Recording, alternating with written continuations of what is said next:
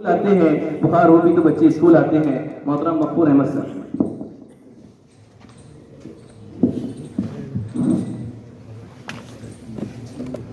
अस्सलाम वालेकुम वरहमतुल्लाहि वबरकातुहू।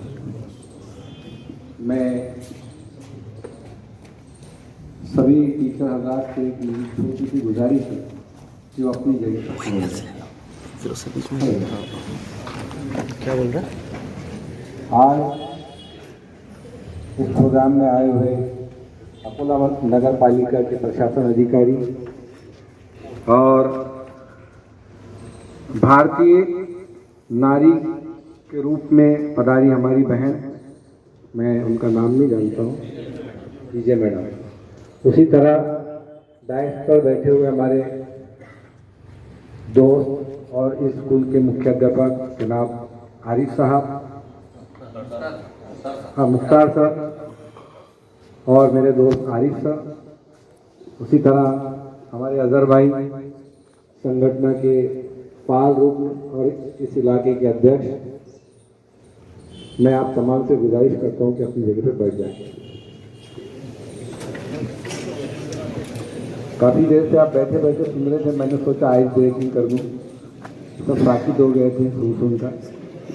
तो खैर, तमाम मुकर्रीन हजरात ने यहाँ पर अपनी बात, अपने ख्यालात का इजहार किया और उन तमाम बातों में एक बात तो आपके समझ में आ गई होगी कि यह सारा काफिला, यह सारा कारवां सारे उर्दू की बका के लिए काम करने के लिए जमा हुआ है ना।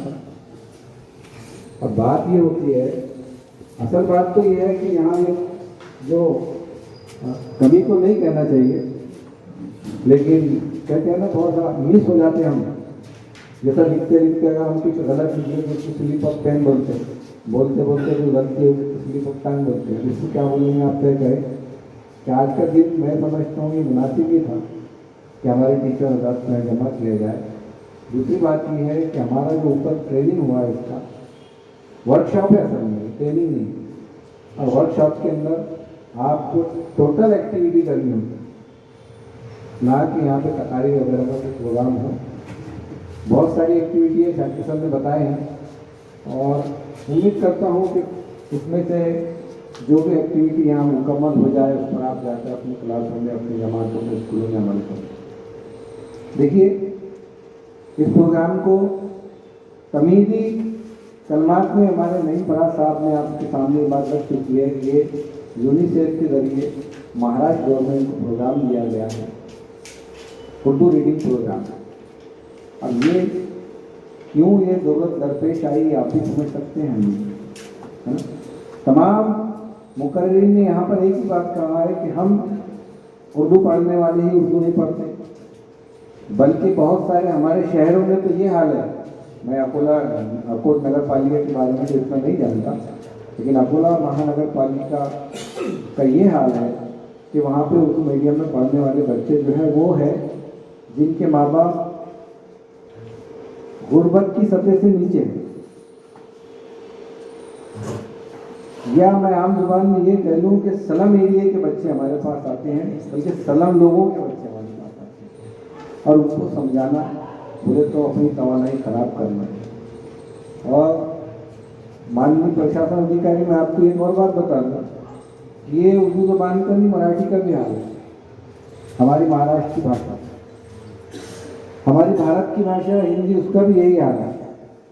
और आपको उसके ऊपर की बात बता दूँ, इंग्लिश मीडियम वालों से जाके पूछे इंग्लिश क्या है, उनको इंग्लिश भी नहीं आता। तो क्या हुआ, ऐसा क्या हुआ कि ज़बानें खराब हुई?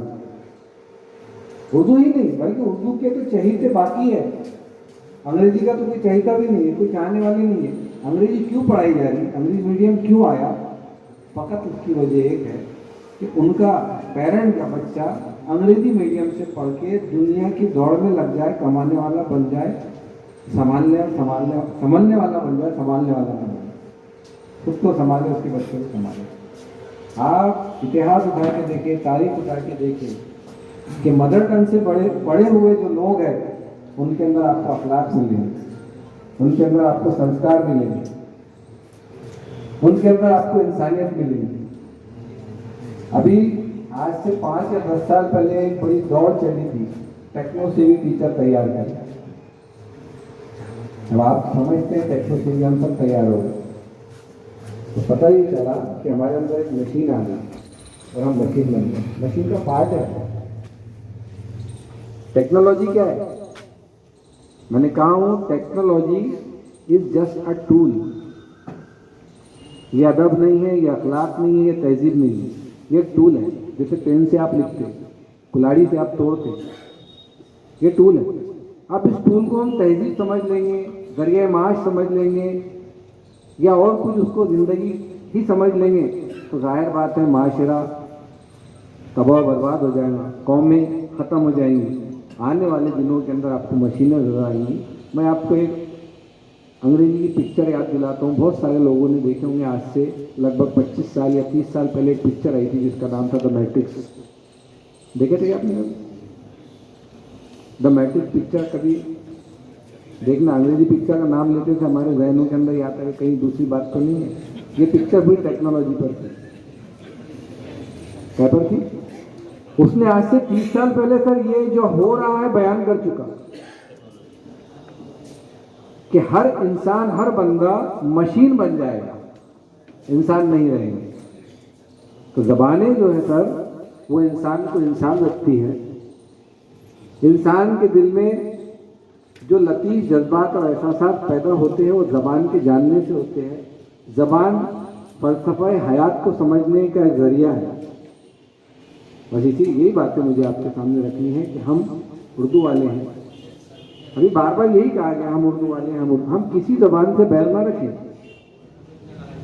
लेकिन मादरी ज़बान हमारी है तो हम उसको अव्वलियत दें, उसके ऊपर काम करें। ये सारा जितना माहौल जो हमारा बिगड़ा है, जो उर्दू अखबार नहीं आते कोर्ट में। मैं पातुर गया था, पातुर का भी यही हाल हुआ। मेरा गांव है पातुर। पातुर के अंदर गया था, नहीं समझता, वहाँ पर भी शिकायत हुई। मेरे खुद मामू अखबार पढ़ने वाले वो अकुला से अखबार ले जाते, क्या करें। वहाँ के हमारे बचपन के बाबू चचा करके थे जो उर्दू अखबार, इनकलाब वगैरह के रसायल वगैरह वहाँ पर बांटा करते थे, उनके जिम्मे थे, वो चले गए, उसके बाद कोई नहीं रहा।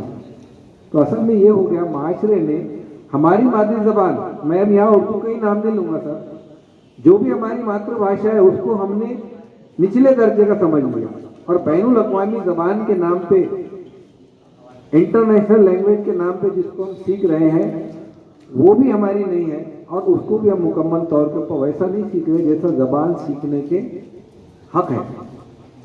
तो यही बातें हैं जिसको लेकर हमारे दरमियान से जो है इंसानियत, अखलाक, एहसास, जज्बात वगैरह जो है वो ख़त्म होते जा रहे हैं और हम एक मशीनी ज़िंदगी जी रहे हैं। सुबह उठकर हमारे को देखते हैं व्हाट्सएप के ऊपर फटाफट, अगर हम किसी पेशे से जुड़े हुए हैं तो पूरे व्हाट्सएप पे चेक करते हैं कब आया क्या आया। तो ये सारी चीज़ें हैं, आपके सामने यही बात करनी है कि भाई आप जो कुछ भी आपके पास में वक्त बचा है उस वक्त का आप भरपूर फ़ायदा लें। और मैं समझता हूँ कि ये वर्कशॉप है, इसको यहाँ के जो मुंतज़मीन हैं वर्कशॉप जैसा ले।